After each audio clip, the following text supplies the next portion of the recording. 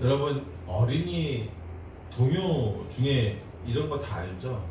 뭐죠? 나처럼 해봐요. 이렇게 이거 다 알죠?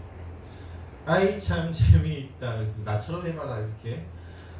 아이들이 서로의 동작을 따라하면서 놀이할 때 부르는 동요이죠. 근데 이제 성인들도 비슷한 게 있어요. 제가 대학 다닐 때 저희 동아리에서 제가 이제 레크레이션 같은 것도 많이 담당하고 했었는데, 유명 이제 산타 마리아 춤이라는 노래가 있어요. 어떤 거냐면 산타 마리아 춤을 추어 봅시다 하고 이것이 산타 마리아 하면서 어떤 한 사람이 나와서 추는 거예요.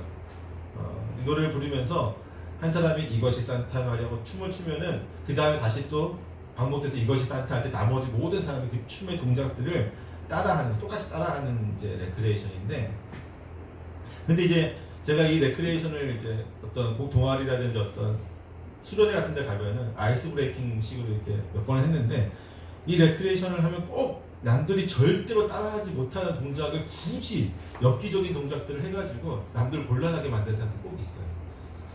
니들은 절대 못 따라할 것이다 하는 그런, 그렇죠, 나만 할 수 있는 동작들, 자기를 따라하라고 하면서 절대 따라할 수 없는 동작을 취하는 매우 고약한 신조를 가지고 있는 사람들이 꼭 있습니다.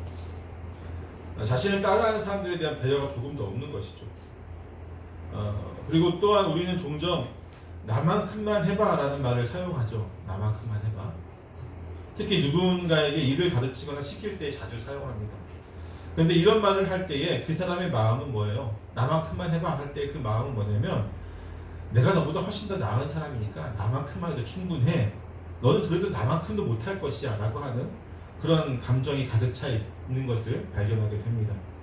때문에 너는 나만큼만 따라와도 대단한 것이다 라는 그런 자부심을 가지고 이 사람들은 얘기를 하죠. 심지어 이 말 앞에 이런 말도 붙이죠. 더도 말고 덜도 말고, 그렇죠? 더도 말고 덜도 말고 나만큼만 해. 무슨 얘기예요? 내가 제일 잘한다, 무조건 나만 따라해라, 내가 옳다, 내가 정의다, 내가 가장 바른 길을 가고 있다 라고 하는 어떤 자기애와 자부심이 넘쳐나는 그런 사람들이 이런 말을 합니다. 근데 오늘 바울이 갇혀있는 상황에서, 신문을 받으면서 재판을 받는 상황에서 이런 비슷한 말을 하고 있어요. 지금 나와 같이 되기를 하나님께 원하나이다. 바울은 어떤 심정으로 이런 말을 했던 것일까요? 적어도 앞서 말한 어떤 자기애와 자부심으로 한 말은 분명히 아닐 거예요. 그렇죠? 어떤 교만한 마음들, 그런 마음은 아닐 것입니다. 이제 지난주에 우리가 바울이 아그리빠 왕에서 자신의 억울한 말들을, 억울한 그 심정들을 토로하는 것들을 우리가 봤었죠. 이 바울의 억울함을 담은 이 변명을 듣고 나서 아그리빠 왕과 함께 듣고 있던 베스도 총독은 바울에게 이렇게 외칩니다. 바울아, 내가 미쳤도다. 내 많은 학문이 너를 미치게 한다. 이 베스도 총독은요, 왜 바울을 향해서 내가 미쳤다라고 말하였던 것일까요? 베스도에게 바울의 칭호는 한마디로 얘기하자면 허무맹랑한 말이었기 때문입니다. 허무맹랑한. 당시 로마의 최고 학문을 쌓고 지극히 상식적이며 합리적인 사람임을 자처하는 베스도의 입장에서 죽은 자의 부활이나 그 죽은 자 가운데서 살아난 부활한 사람이 빛 가운데 나타났다는 말들은 정말 사실 믿을 수 없고 납득도 되지 않고 이해할 수도 없는 그런 말들이었던 것이죠. 베스도는 자타가 고민하는 정말로 합리적인 면서도 어떤 정직한 사람이었습니다. 그는 비이성적인 것들을 철저히 거부하였고 자신의 신념을 지키는 사람으로서 일반적인 관점에서는 어쩌면 굉장히 매우 괜찮은 사람이라고 할 수 있는 모습을 가지고 있는, 이 사람이 일찍 죽지만 않았으면 유대가 좀 평화로운 시기가 좀 있었을 거예요. 이 사람이 너무 일찍 짧은 시간 동안에 병을 얻어서 유대에 와서 3년 정도밖에 이렇게 총독을 못했는데 정말 이제 나름대로 좋은 평가를 받았던 사람이었습니다. 때문에 그는 더욱 바울의 변호를 이해할 수 없었습니다. 그는 바울의 변명이 마치 신화에나 나옴직한 어떤 신화 같은 거 아시잖아요, 여러분. 거기에서나 나옴직한 어떤 신화적인 위인들, 그런 사람들이 겪을 수 있는 어떤 모험적인 얘기, 그런 정도로 현실성이라고 전혀 없는 그러한 이야기처럼 들었던 것이죠. 그는 이러한 일을 겪었다는 사람을 그 전에는 보거나 만난 적도 없었을 것입니다. 바울은 아마도 그런 베스토의 이러한 반응을 예상했을 것 같아요. 때문에 그는 아그리빠 왕 앞에 서기 이전에는 베스토라든지 어떤 벨릭스라든지 이런 총독 앞에서는 이런 얘기를 하지 않았잖아요. 로마의 교육을 받은 유대의 그런 메시아 사상이라든지 하나님에 대해서 전혀 모르는 이들에게 이러한 말을 절대로 한 적이 없었던 것이죠. 당연히 미쳤다는 반응이 나올 줄 알고 예상을 했던 겁니다. 왜냐하면 이러한 반응은 그가 전도 여행을 하면서도 수많이 겪어보았던 일이기 때문입니다. 마게도냐와 또 로마의 그런 여러 가지 대도시들, 고린도라든지 여러 대도시들을 다니면서 아마 일반인들, 많은 사람들에게 이러한 반응을 받아서, 물론 그곳이 부흥에서 교회도 세워주고 하나님께서 역사하셨지만 그 많은 또 왜 많은 사람들은 바울의 말을 이해하지 못하고 또 그를 미쳤다고 하실 수도 있다는 것이죠. 우리는 소위 지식인이나 합리적인 사람이라고 생각하는 사람들의 경우에 거의 대부분 이와 비슷한 반응들을 보이는 것을 보게 됩니다. 특히나 현대사회에서 과학에 대한 비중이 삶의 영역에까지 확장되면서 사람들은 과학적으로 증명되지 않은 것에 대해서 불신을 갖게 되죠. 너무나 당연하게 얘기합니다. 과학적으로 증명되지 않은 어떤 일에 대해서는 일단 의심하고 보고, 그렇죠? 증명이 안 됐으니까. 그리고 아닐 거라는 어떤 확신, 불신에 대한 확신을 가지고 있는 것이죠. 또한 이러한 생각을 가지는 것이 굉장히 합리적이고 이성적인 사람이라고 하는 어떤 관념들이 있어요. 그렇죠? 과학적으로 생각하고 과학적으로 증명되지 않은 것을 의심하고 거기에 대한 불신하는 모습이 굉장히 합리적인 사람이고 이성적이고 지식인이다라고 하는 어떤 그런 관념, 사회적인 관념들이 우리 안에 있기 때문입니다.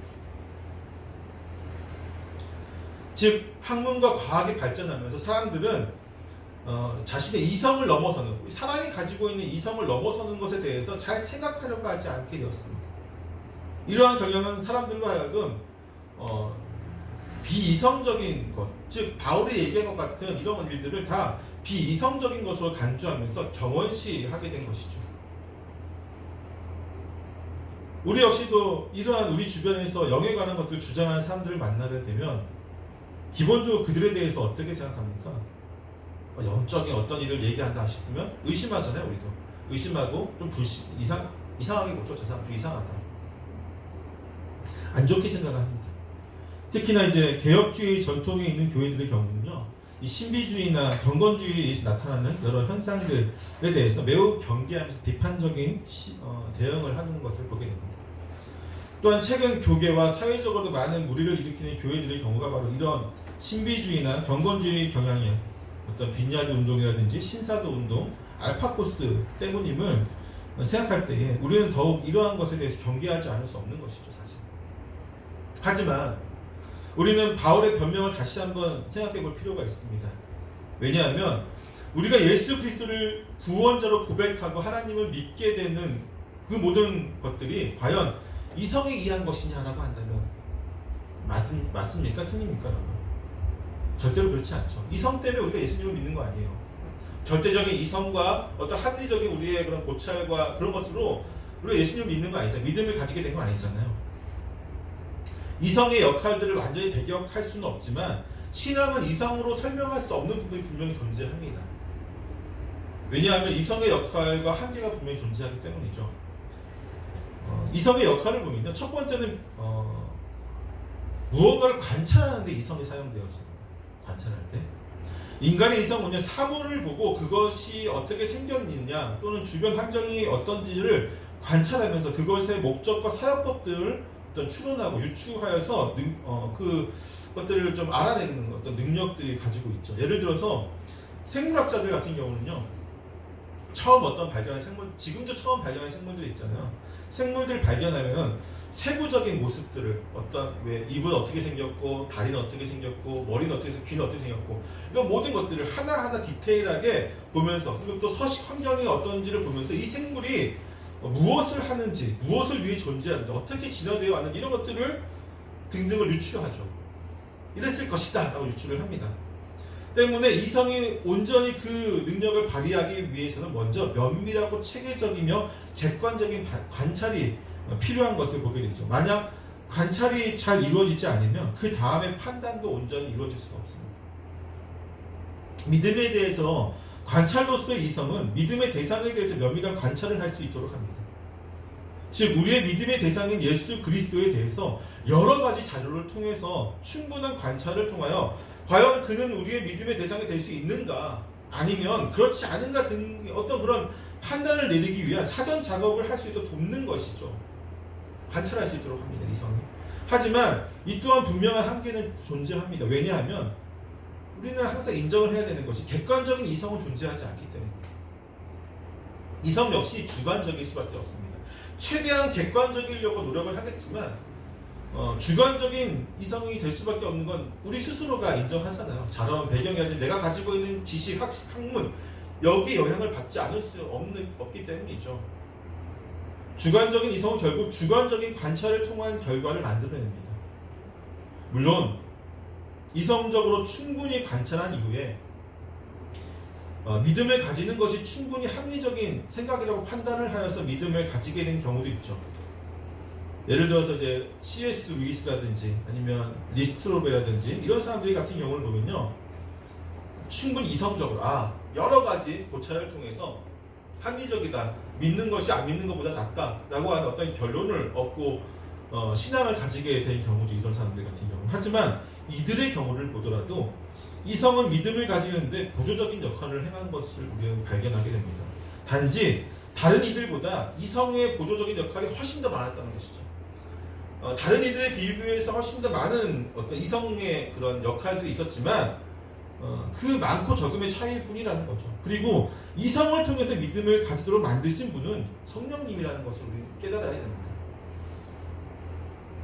이것이 이제 두 번째인데요. 이성의 두 번째 역할은 판단하는 것입니다. 앞서 이성이 최대한 객관적인 관찰을 이루어내었다면 그 다음은 이성이 그 객관적인 관찰의 결과를 통해서 합리적이고 과학적인 판단을 내리게 하는 것입니다. 하지만 믿음에 있어서 이성의 판단은 믿음이 생기도록 하는데 사용될 수 없다고 말씀드렸죠. 그것은 오직 성령 하나님의 역할일 뿐입니다. 때문에 믿음에 있어서 이성의 판단이 필요한 경우는요, 믿음 이후에 어떻게 믿는 것이 바른 믿음인지에 대한 판단을 내릴 때 전대로 필요합니다. 예를 들면 이런 거죠.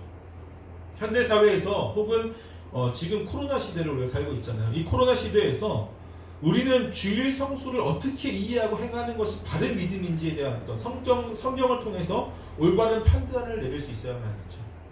또는 어떤 전통주의, 경건주의, 신비주의, 개혁주의 등등의 신앙의 형태들을 보면서 어떻게 믿는 것이 바른 믿음인지에 대한, 내가 지금 예수님을 믿는데 어떻게 믿는 것이 바른 믿음인지에 대한 그런 판단하는 데에도 이성적인 판단이, 어떤 이성이 필수적으로 사용되어집니다.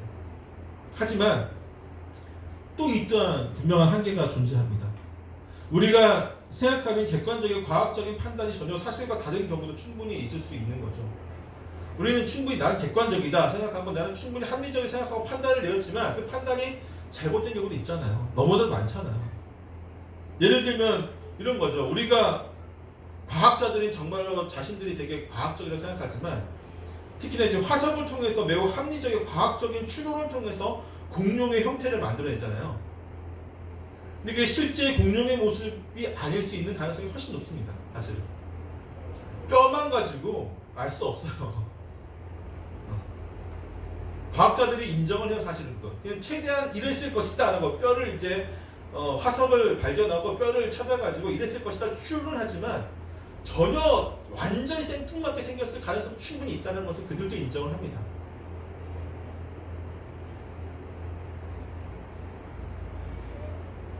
특히나 확인할 수 없는 경우 더욱 그렇습니다. 우리가 어떤 판단을 내리는 것이 항상 옳은가 하면 그렇지 않다는 것이죠. 때문에 이성을 통해서 어떻게 믿는 것이 바른 것인지를 판단한다고 할지라도 이 역시 누구의 도움이 있어야 돼요? 성령님의 도움이 없으면 우리는 언제나 잘못된 판단을 할 수 있다는 것을 명심해야 됩니다. 실제로 우리 주변에도 많잖아요. 신앙생활을 예수님 믿는다고 고백을 하지만 잘못된 신앙생활을 하는 사람들이 정말로 많이 있습니다. 근데 그분들 다 뭐라고 얘기해요? 그것이 잘못됐다고 얘기하면 당신이 지금 빠져있는 것이 잘못된 교리다, 당신이 지금 빠져있는 곳이 이단과 같은 또는 이단이다라고 얘기를 해도 아니다, 난 여기가 확실히 더 낫다고 생각한다고 그 사람 스스로 판단을 하잖아요. 이렇게 성령의 도우심이 없으면 우리의 이성은 언제든지 잘못된 판단을 하게 됩니다. 마지막으로 이성은요, 객관적인 관찰과 합리적인 판단으로 올바른 결단을 내릴 때에도 역할을 합니다. 중요한 역할을 합니다. 결단은 곧 실행을 의미하죠. 사실상 앞서 이성의 역할로 관찰하고 판단한다는 것은 결국 그것을 토대로 무언가를 결단하고 실행하기 위해서인 것을 우리는 알고 있습니다. 신앙생활에서도 마찬가지입니다. 단순히 성도가 하나님을 믿는 그 마음으로만 끝나는 것이 아니라 그 믿음을 토대로 우리는 결단하고 살아가야만 합니다. 신앙생활에서 이성은 결단하기 전에 세상의 이치와 하나님의 말씀 중에 무엇이 더 가치 있는지를 분명히 판단을 내리게 합니다. 그리고 충분히 더 가치 있는 삶을 위해서 결단을 내리는 것이죠. 마치 짐 엘리엇 선교사가 영원한 것을 위해서 영원하지 않는 것을 포기하는 사람은 결코 어리석은 사람이 아니다라고 결단한 것 같이 서로 이게 판단하고 결단을 내리게 한다는 것입니다. 하지만 우리가 이성적으로 결단하고 행한다고 할지라도 그 결단을 온전하게 이루는 것은 쉽지 않습니다. 우리는 정말로 많은 결단들을 하며 살아가고 있잖아요. 인생을 살면서 얼마만큼 결단을 할까요? 수천 번, 수만 번을 결단할 것입니다. 그렇지만 우리가 그걸 다 지키지 않잖아요. 이 또한 성령님과 우리 주 예수 그리스도의 은혜가 더해지지 않으면 이 결단 또한 불가능한 것이 됩니다. 결국요, 이성의 역할은요, 우리가 믿음을 가지기 전과 또 가진 후에 더욱 초점이 맞춰지는 것을 볼 수 있고, 또 믿음을 가지기 전에 사전 지식으로서의 역할을 통해서 이성은 믿음의 대상에 대해서 충분히 믿을 만한가 아니면 그렇지 않은가에 대해서 판단을 내릴 수 있도록 어떤 돕는 역할을 한다는 것을 보게 됩니다. 하지만 그것이 믿음을 가지게 만드는 것은 절대로 아니라는 사실을 우리는 알아야 됩니다.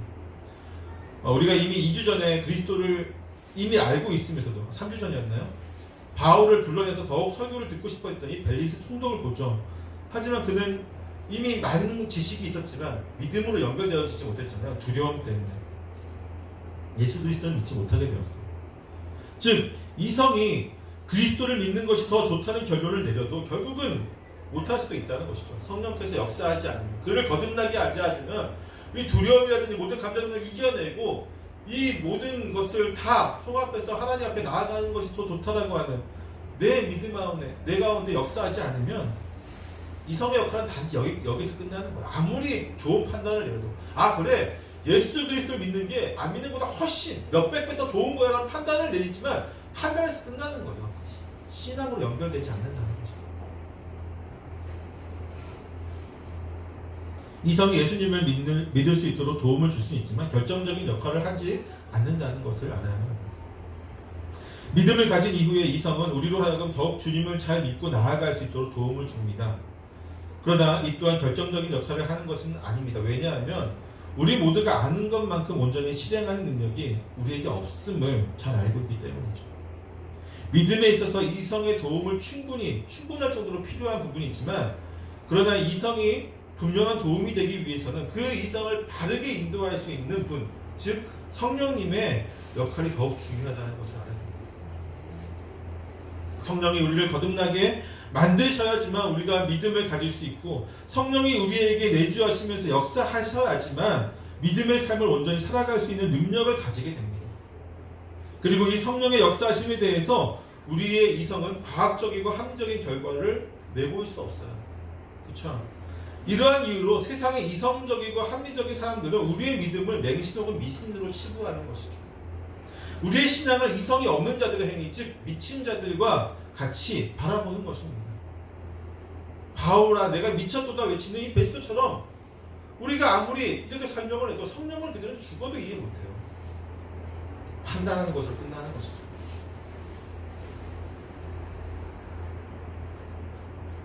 이런 이들에게 어떻게 해야 될까요?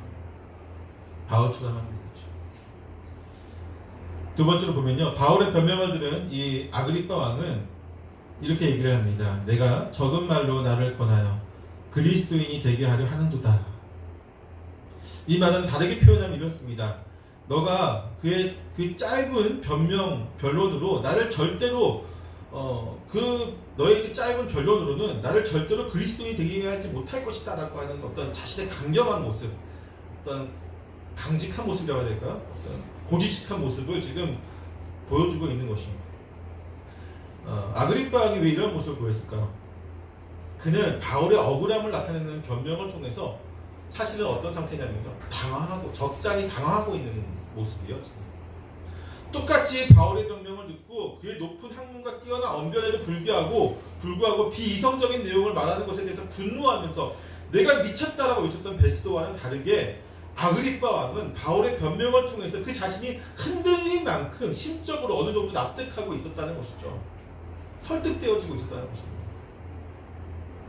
그는 바울이 말한 바와 같이 유대인의 모든 풍속과 문제들을 너무나도 잘 알고 있었으면서 메시아에 대한 선지자의 글도 정말 잘 알고 있었습니다.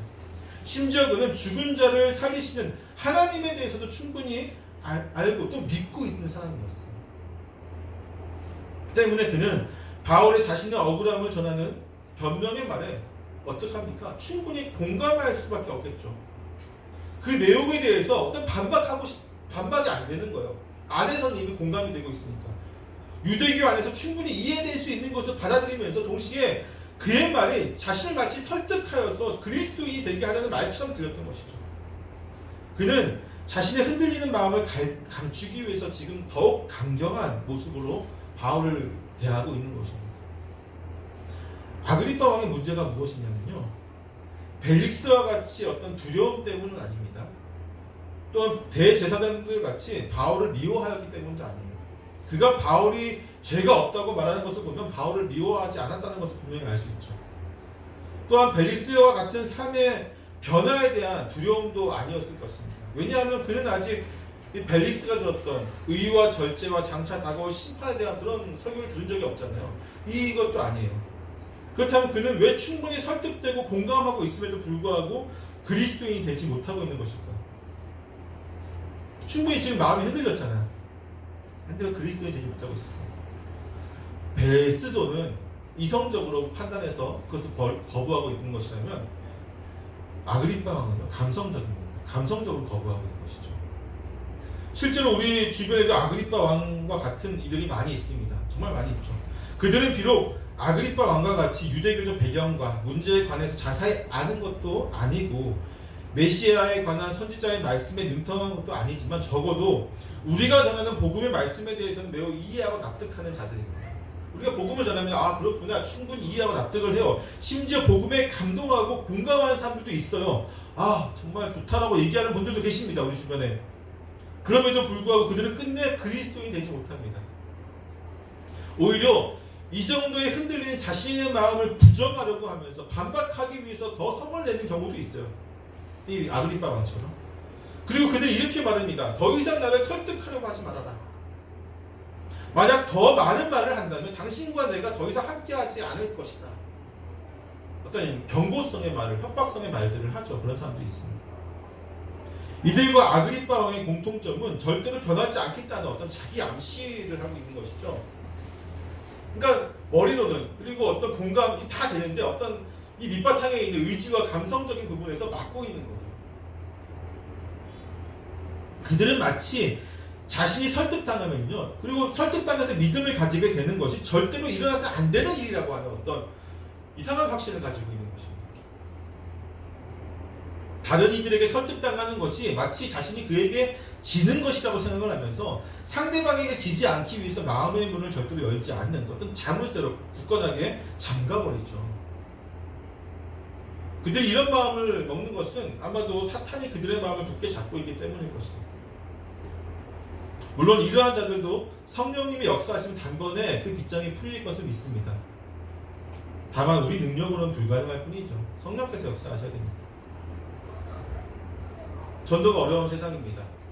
이런 누군가는 지금 지금 현대사회의 과학으로 물들어 있는 많은 사람들은 합리적인 이성 또는 어떤 현실적인 것들을 추구하는 이 현대인들에게 사실 복음의 능력이 없죠. 전하면은 그건 미신이야, 그건 맹신이야. 특히나 요즘 같은 시대, 코로나로 인해서 모두가 다 기독교를 비판적으로 바라보고 있고 기독교에 대한 인식이 이렇게는 안 좋은 상황에서는 우리의 복음이 이런 식의 반응이 당연합니다. 베스토와 내가 미쳤다라고 하는 베스토의 반응이 너무 당연한 것이죠. 이러한 반응을 우리가 어떻게 이상한 것이다 라고 여길 필요는 없어요.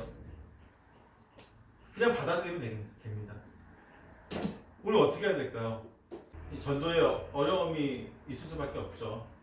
이성적인 사람들 앞에서 우리의 말들은 어쩌면 정말 미친 사람들의 말처럼 들릴 수밖에 없을 것입니다. 그러나 그렇지 않다는 것을 우리가 잘 알고 있죠. 때문에 바울은 내가 옳은 말을 하고 있다라고 다시 한번 이야기하고 있습니다.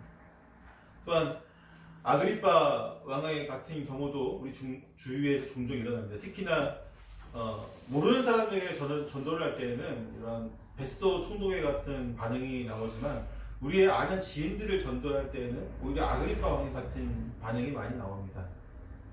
그럼에도 불구하고 우리는 또 그들에게 복음을 전해야 되겠죠. 바울과 같이 얘기를 해야 됩니다. 어떻게 얘기합니까? 나와 같이 되길 원한다 라고 이야기를 할 수 있어야 돼요. 적은 말로 자신을 그리스도인이 되게 하려고 하느냐라고 반문하는 이 아그리빠 왕에게 바울은 비록 자신이 이렇게 결박되어 있지만 그는 예수 그리스도를 만남으로 인해서 구원받는 백성이 되어 그분의 도구가 되어서 이 복된 소식을 전하는 삶이 매우 행복하다는 것을 알고 있었죠. 때문에 그는 모든 사람이 자신과 같이 이러한 복을 누릴 수 있기를 바랐던 것입니다. 그리스도인은 하나님께 복을 받은 자들입니다. 그런데 그 복을 자신만 독점하는 사람은 절대로 아니에요. 왜냐하면 그 복이 무엇입니까? 구원의 복이기 때문이죠. 나 혼자만 구원받고 모든 사람은 구원받지 말아야 되라고 생각하는 그리스도인들은 아무도 없을 것입니다. 예수 그리스도를 통한 구원의 복을 받은 자들은 결코 그 복을 혼자만 간직하려고 하지 않습니다.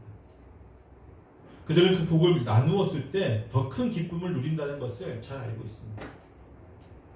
심지어 바울은 지금 그를 신문하는 이들에게 자신이 받은 복을 나누려고 하고 있어요. 자기를 재판하고 신문하는 이들에게 나의 기쁨, 나의 복음, 나의 이 즐거움들을, 이 행복을 나누려고 한다는 것이죠. 이것은 아그리빠 왕의 말처럼 적은 말로 누군가를 설득하려고 하는 말이 아닙니다. 그저 자신의 기쁨을 기꺼이 함께 나누고자 하는 그런 마음에서 나오는 말인 것이죠. 즉, 우리는요, 세상의 반응 때문에 전도하는 게 아니에요. 세상이 어떤 반응을 보이기 때문에 내가 이렇게 하고 저렇게 하는 것이 아닙니다. 복음을 가진 자는요, 항상 이 복음을 통해서 내가 행복하고 이 복음을 통해서 내가 주 안에서 기쁨을 누리는 이것을 당신도 같이 누렸으면 좋겠습니다 라는 마음으로 나아가는 것이 그리스도인이고 그것이 전도가 되어집니다. 마치 진짜 귀한 보물을 숨겨서 나만 보고 나만 기뻐하는 이런 모습이 아닌 거죠. 우리는 지금 바울처럼 우리 주위에 있는 이들에게 나와 같이 되기를 원한다라고 자신 있게 말할 수 있겠습니까? 내가 맨날 고민이 많고 내가 맨날 스트레스가 많고 내가 매일 정말 힘들고 어렵고 정말 분노하며 살아가고 있으면서 너도 나처럼 되기를 원한다고 이야기할 수 없을 것입니다.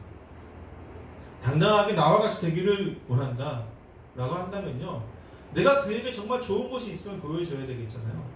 비록 가난할지라도, 비록 지금은 직업이 없을지라도, 비록 남들이 보기에 실패하는 것 같은 인생을 살고 있다고 할지라도 주위 모든 사람들에게 당신이 나와 같이 되기를 원합니다라고 얘기할 수 있는 그러한 것이 내 안에 있어야 됩니다. 내면에 있어야 돼요. 기뻐함이. 누가 봐도 내가 기뻐하는 모습, 내가 행복해 보이지 않습니까? 비록 내가 지금 재산은 없지만, 내가 비록 직업은 없지만, 내가 비록 지금 남들이 보기에 어떤 굉장히 명예를 가진 것도 없지만 그래도 당신이 보기에 내가 행복해 보이지 않습니까? 그 이유가 예수님 때문이라고 이야기할 수 있어야 된다는 것이죠. 우리의 기쁨은 외적인 것이 있지 않지 않습니까? 구원의 기쁨은 내적인 것이고 내세적인 것입니다. 때문에 우리는 외적인 나의 모습의 기쁨에 좌우돼서는 안 돼요.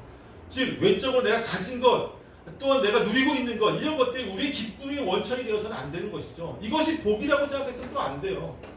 내가 많은 것을 가졌으면 하나님께 복을 받은 겁니까? 내가 적은 것을 가졌으면 하나님께서 복을 적게 주신 거예요? 내가 없으면 하나님께서 복을 안 주신 겁니까? 아니잖아요. 만약에 그렇다면요, 저기 우리나라 대기업 회장들만 구원받겠어요. 그런 복을 받은 거겠죠, 하나님께.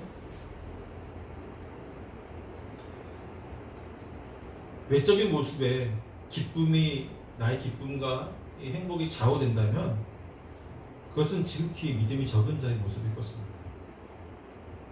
오직 믿음으로 사는 사람은 바울과 같이 모든 상황 속에서 자신의 구원의 기쁨을 드러내는 사람입니다. 갇혀있는 상황이라고 할지라도 기뻐할 수 있어요. 왜? 나는 지금 누구와 함께 있는 겁니까? 나의 구원자이신 예수 그리스도와 함께 있기 때문에, 비록 감옥이라고 할지 그분과 함께 있으니 나는 행복합니다 고백할 수 있는 저와 여러분 되시기를 소망합니다.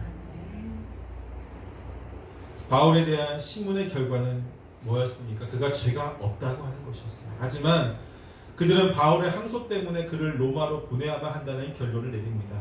이때 이 사람이 만일 가이사에게 상소하지 아니하였더라면 석방될 수 있을 뻔하였도다 라고 하는 아그리빠 왕의 말은, 그들이 비록 바울을 미친 사람 취급하고 또는 적은 말로 자신을 꾀하려고 하는 어떤 사기꾼 취급을 하였지만 바울의 범죄에 대하여서는 바른 판단을 하고 있음을 알 수 있습니다. 비록 그들은 바울을 풀어줄 수 있었을 것이라고 가정하지만, 여러분, 만약 바울이 항소하지 않았다고 하더라도 유대인들의 민심에 민감하게 반응해야만 하는 그들의 입장에서 쉽게 바울을 풀어줄 수는 없을 것입니다. 아마 못 풀어줬을 가능성이 더 높았을 거예요. 하지만 어쩌면 이 말은 이러한 그들의 속내를 드러내는 말일지도 모르겠습니다. 사랑하는 성도 여러분, 여러분이 보기에 바울은 미쳤습니까? 아니죠. 바울은 적은 말로 사람을 꾀는 사기꾼입니까? 바울은 범죄자입니까, 여러분? 하지만 세상은 그를 그렇게 바라보고 취급하고 있습니다. 하지만 그럼에도 불구하고 바울은 그러한 모든 사람들에게 이렇게 결박된 것 외에는 나와 같이 되기를 하나님께 원하나이다 라고 고백을 해요. 저와 여러분이 모두 이렇게 되기를 소망합니다. 비록 세상이 우리를 어떤 낙오자라고 바라볼지라도, 세상이 우리를 실패한 사람처럼 바라볼지라도, 이것 외에는 당신이 바라보는 내가 좀 돈이 없는 것, 내가 어떻게 사회적으로 성공하지 못한 것, 이런 것 말고 내가 가진 기쁨, 이것 같이 당신도 기뻐하기를 원한다라고 고백할 수 있도록, 항상 그렇게 그 모습 때문에 당당할 수 있는 저와 여러분 되시기를 정말로 다시 한번 축원합니다. 기도하겠습니다.